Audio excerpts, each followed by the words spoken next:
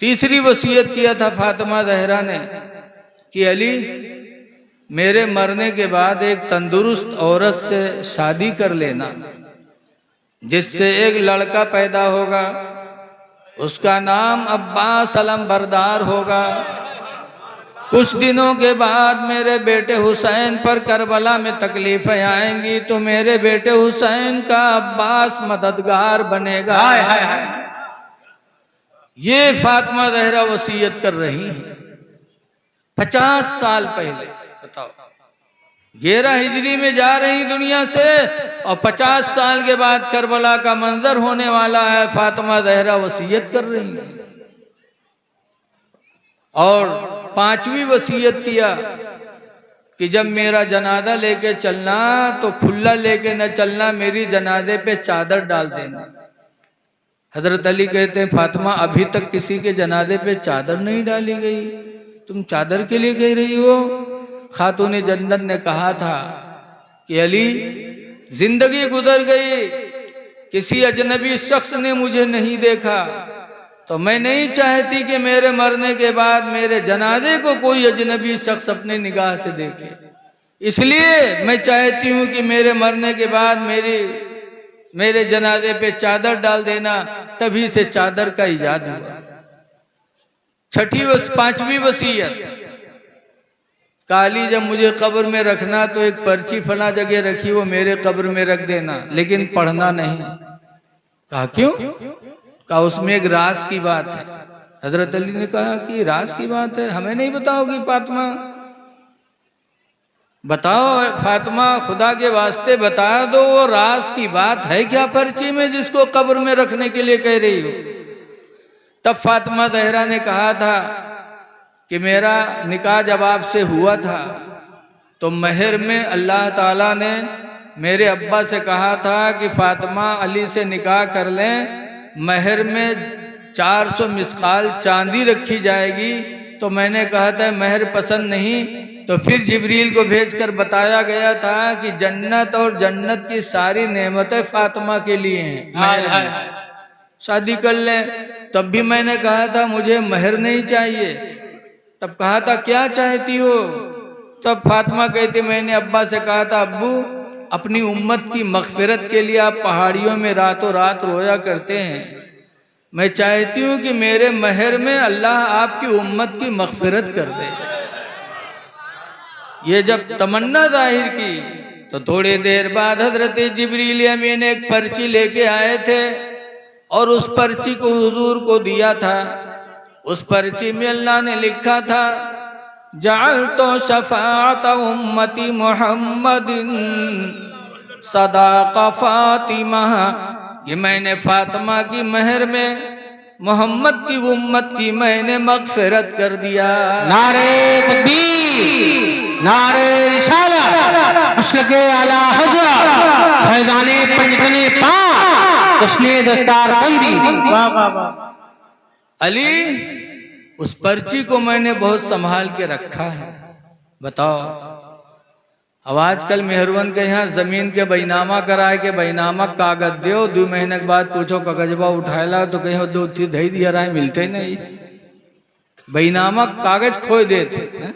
और फातिमा ज़हरा ने एक मुख्तसर सी पर्ची को संभाल के रखा, काली मेरे कब्र में रख देना ताकि कल कयामत के दिन अगर मेरे अब्बा का एक उम्मती अगर जहन्नम में जाएगा तो मैं रब के सामने पर्ची लेके खड़ी हो जाऊंगी कि मेरे परवरदिगार मेरे महर में तूने मेरे अब्बा की उम्मत की मगफिरत रखी थी, फिर मेरे अब्बा का उम्मती जहन्नम में कैसे जाए? रख देना। इसी हदीस से, इसी रवायत से कब्र में जो अहदनामा रखा जाता है ये वहीं से साबित है कि कब्र में जो हम लोग अहदनामा रखते हैं वो खातून जन्नत ने पर्ची रखी थी, तो आज हम अहदनामा रखते हैं ताकि अल्लाह की रहमत हम पर मुतवज्जा हो जाए। लेकिन कुछ लोग नए सुधरत हैं, क्या किया जाए? फातिहा करो तो वहू का कहा था, फातिहा का हुआ पहुंच जाते। जैसे हमारे गांव में एक जुठारी बाबा रहे, झूठ ज्यादा बोलत रहा तो गांव वाले बाबा के नामे रख दी जुठारी। जुठारी बाबा एक दिन 4-5 ठोरे पहुंचे वही बैलवे और कहे लागे बाबा ये खाना सामने दे के काहे फातिहा करो तो खाना का कबर में जाते का तो जाहिल ना है जुठारी बाबा। तो कहें हाँ भैया जब रखा था तो कबर में जैते हुई तो कहें जात हुई तो खईतो हुई है मुर्दा। तो कहें हाँ भैया जय तो खईबे करी है। तो कहें जब खात हुई है तो कबर में हगतो हुई हैं, बड़े ढीठ होते हैं। तो जुठारी बाबा कहें हाँ भैया खई है तो हगबे करी हैं। तो कहें तुमरे मुर्दन के कबर में बड़ी गंदगी रहा थी। तो जुठारी बाबा कहने भैया गंदगी ना रहा था। कहीं काहे? कहीं हम लोग फातिहा करी थे कबर में खाना जाते हमार मुर्दा खात हैं हगत हैं और तुम लोग कुछ करत नहीं हो तो तुम्हार मुर्दा भूखे पड़े रहा थे तो वही का दौर दौरू साफ किया करत। यहाँ से आमदनी वहां से खर्चा। जाहिल को जाहिल ही जवाब दे सकता है। कहा थे फातिहा रखा तो थी फातिहा के खाना कबर में जाते का। अरे अभी कुर्बानी आपने किया है, कुर्बानी का जानवर ज़बह करने के बाद आप दुआ मांगते हो अल्लाहुम्मा तक़ब्बल हाज़िहिल उज़हिया, अल्लाह इस कुर्बानी को तू अपनी बारगाह में कबूल फरमा ले। मांगते हो कि नहीं मांगते? तो कई बकरवा हूँ उठ के चला जाता। बकरा नहीं जाता। कुरान में है लयनालल्लाह लुहूमुहा, हरगिज हरगिज कुर्बानी का गोश्त अल्लाह के यहाँ नहीं जाता। वला दिमाउहा, और न तो कुर्बानी के जानवर का खून अल्लाह के यहाँ जाता। न खून जाता न गोश्त जाता। जब जाते नहीं तो कुर्बानी करावत का है। लेकिन आगे अल्लाह फरमाता कुरान में वलाकिन यनालहु तक़वा मिनकुम, लेकिन तुम्हारी दिल की परहेजगारी खुदा के यहाँ जाती है। तुम्हारा दिल का सौदा बारगाह मौला में जाता है कि मेरे बंदे ने मेरी रजा के लिए अपने माल की कुर्बानी की है तो अल्लाह उसे कबूल फरमा लेता है। तो ऐसे हम लोग करते हैं। बहरहाल फातिमा ज़हरा की वसीयतें पूरी हो गई। जैसे वसीयत पूरी हुई मलकुल मौत आ गए। हदीस पाक में लम्मा नज़ल अलैहा मलकुल मौत, जब मौत का फरिश्ता फातिमा के दरवाजे पे नाजिल हुआ, वक़रअल बाब, और फातिमा के दरवाजे को खटखटाया। फातिमा पूछती कौन? बताया मैं मलकुल मौत रूह निकालने आया हूँ। तो फातिमा ने कहा था कि जिंदगी गुजर गई, किसी अजनबी ने मेरा चेहरा नहीं देखा, इसलिए मैं नहीं चाहती कि आखिरी वक्त मलकुल मौत मेरा चेहरा देखे। फातिमा ने दरवाज़ा नहीं खोला, मलकुल मौत वापस चला गया। हदीस में फ़क़बदल्लाह रूहहा, तो खुद अल्लाह ने फातिमा की रूह को कब्ज़ फरमाया। फातिमा रुखसत हो गई 11 हिजरी में। और फातिमा के इंतकाल के बाद हजरत अली ने एक शादी किया एक तंदुरुस्त औरत से। फिर उससे हजरत अब्बास पैदा हुए। जैसे फातिमा ने कहा था वैसे वो पैदा हुए। जब पैदा हुए बड़े खूबसूरत थे हजरत अब्बास अलमबरदार। खानदान के हर लोग खुश आते थे, गोदी में लेते थे, लेकिन अब्बास की आंखें बंद थी तो पूरे खानदान को गम, कितना खूबसूरत बच्चा, अब आंखों से माजूर हैं। सब लोग गोदी लेते थे, खुश भी होते थे, गमगीन भी होते थे। इतने में हजरत इमाम हुसैन भी अपने भाई को गोदी में लेने के लिए गए।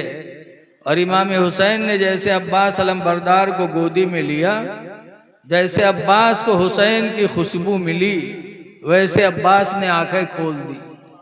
और खोली तो सबसे पहले अब्बास ने दुनिया में क्या देखा? इमाम हुसैन का चेहरा देखा। सबसे पहला चेहरा देखा हजरत अब्बास ने। हुसैन की गोदी में आंख खोली। इसीलिए जब 50 साल के बाद करबला का मंजर हुआ और हजरत अब्बास पर यजीदियों ने तीरें बरसाई, हजरत अब्बास जब घोड़े से नीचे आए तब पुकारा था या मौला हो अदरिकनी, ऐ मेरे आका मेरी खबर लो। हजरत अब्बास इमाम हुसैन के भाई थे, लेकिन इमाम हुसैन को अदबन कभी भाई नहीं कहा। हमेशा इमाम हुसैन को अब्बास कहते थे या मौलाई, ऐ मेरे आका। हमेशा आका कहते थे, अदब था। अब आज तो कुछ बदतमीज है जो नबी को अपना भाई कहते हैं। बताओ, हजरत अली को मेरे नबी ने अपना भाई कहा हिजरत के मौके पर।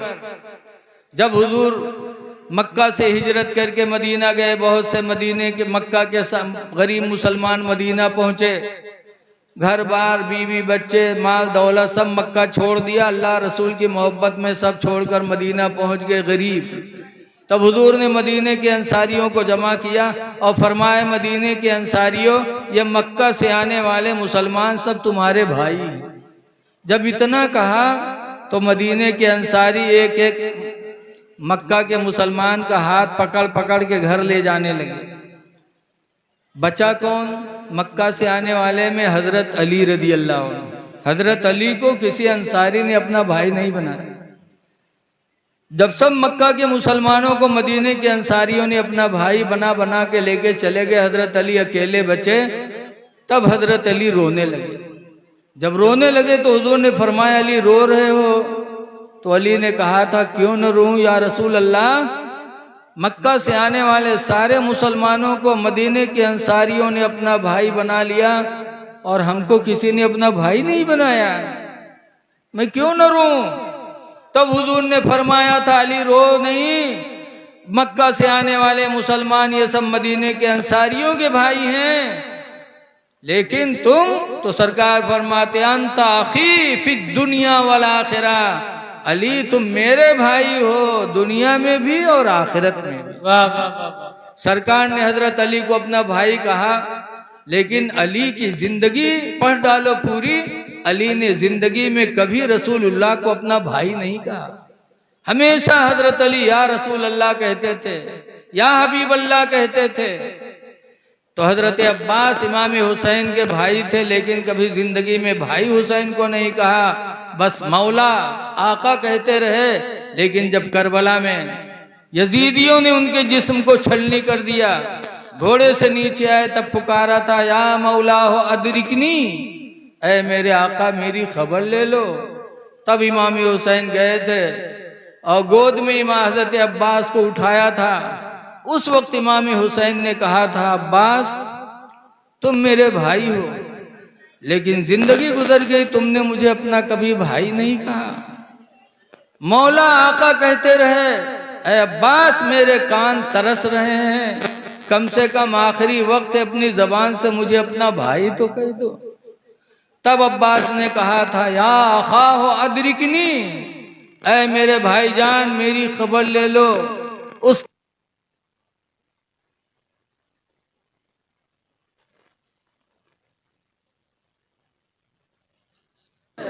कि जिसकी गोद में अब्बास ने आंखें खोली थीं, आज उसी की गोद में अब्बास की आंखें हमेशा के लिए बंद हो रही हैं। और उसके बाद जिस्म से रूह निकल गई, इमाम हुसैन की गोद में शहीद हो गए। इन्ना लिल्लाहि व इन्ना इलैहि राजिऊन। इससे अकीदा रखो कि 50 साल के बाद क्या होने वाला था, वो नबी की बेटी 50 साल पहले मदीने में खबर देगी, और जो दिया वो हुआ। तो नबी का इल्म गैब तो है ही है, अल्लाह ने नबी के वसीले से नबी की औलादों को भी इल्म गैब अता फरमा दिया। इसलिए लोगों अपना